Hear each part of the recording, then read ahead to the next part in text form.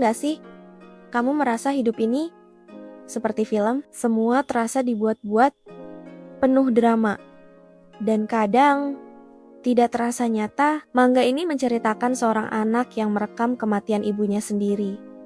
Tapi semakin jauh ceritanya berjalan, semakin sulit membedakan mana kenyataan dan mana film. Inilah Goodbye, Eri. Yuta membawa kameranya ke rumah sakit. Ia merekam ibunya makan, tertawa, berbicara, bahkan saat tubuh wanita itu semakin melemah. Dan perlahan, kamera itu berubah menjadi cara Yuta menghadapi rasa takutnya sendiri. Sampai akhirnya, hari itu datang.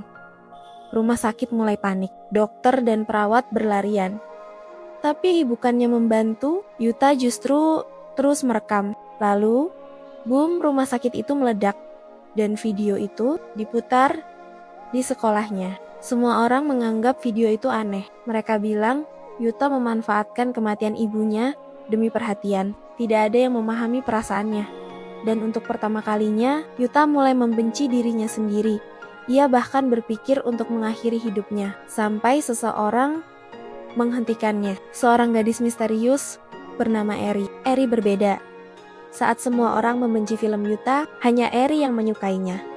Menurutnya, film itu punya emosi. Dan sejak hari itu, mereka mulai menghabiskan waktu bersama. Menonton film, berbicara tentang sinema, tentang cerita, tentang bagaimana sebuah film bisa mengubah seseorang. Untuk pertama kalinya sejak ibunya meninggal, Yuta kembali merasa hidup. Eri kemudian meminta Yuta membuat film baru. Tapi kali ini bukan tentang kematian, melainkan tentang kehidupan. Dan perlahan, hubungan mereka menjadi semakin dekat. Namun, ada satu hal aneh tentang Eri. Ia selalu menghindari pembicaraan tentang dirinya sendiri. Seolah gadis itu menyimpan sesuatu. Sampai akhirnya, Yuta mengetahui kenyataan yang menghancurkan. Eri ternyata sakit parah, sama seperti ibunya dulu. Dan selama ini, ia ingin Yuta merekam dirinya, bukan agar dirinya diingat dunia, tapi agar seseorang tetap mengenangnya setelah ia pergi. Dan disitulah Yuta sadar, kamera bukan sekadar alat untuk merekam, tapi cara manusia melawan kehilangan. Namun, Goodbye, Eri tidak berhenti di sana, karena semakin mendekati ending.